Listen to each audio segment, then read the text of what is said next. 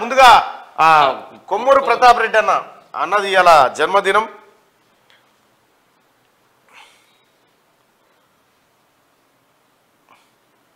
ఎక్కడ ఉన్నాడో ఏ గుడిలో ఉన్నాడో మరి.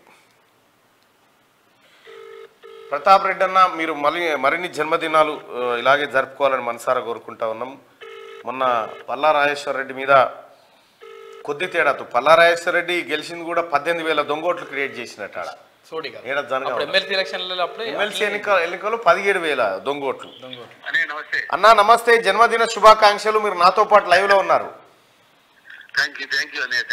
మీరు మరిన్ని జన్మదినాలు ఇలాగే జరుపుకోవాలి, ప్రజలకు ఎల్లప్పుడూ అందుబాటులో ఉండాలి. మీకు కొమరేలి మల్లన్న ఆశీస్సులు దండిగా ఉండాలని కోరుకుంటున్నాం అన్న. ఏమని చెప్తారా ప్రజలకు ముక్క? ఏం లేదు, ప్రజలకు ఈ దొంగ ఎమ్మెల్యేలతో జాగ్రత్తగా ఉండాలి. జనగామ ఎమ్మెల్యే 27,000 ఓట్లు బోగస్ ఓట్లు సెప్టెంబర్, అక్టోబర్, నవంబర్ లో ఎంటర్ చేసాడు. మొత్తం రికార్డు దొరికిందన్న. ఇప్పుడు దొరికిందా?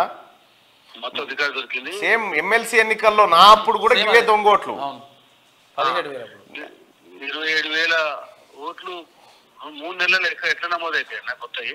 అదే ఆ విధంగా దొంగ ఓటుతో గెలిచిన పల్లా రాజేశ్వర రెడ్డి జనగామ ఎమ్మెల్యే, ఆయన దొంగగానే మొత్తం 5 సంవత్సరాలు చూడాలని చెప్పి నేను ప్రయాణం కోరుకుంటున్నాను. ఆయనకు నామకరణం చేస్తున్నావా దొంగ ఎమ్మెల్యే అని?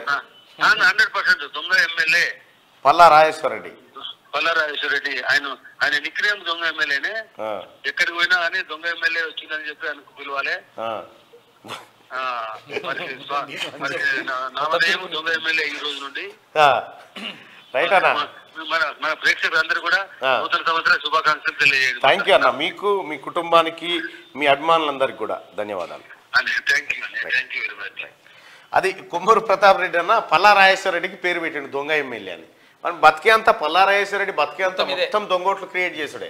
నేను బట్టియలే ఎమ్మెల్సీ ఎన్నికల రెడ్ హ్యాండెడ్ గా పట్టించిన 17,000 ఆధారాలు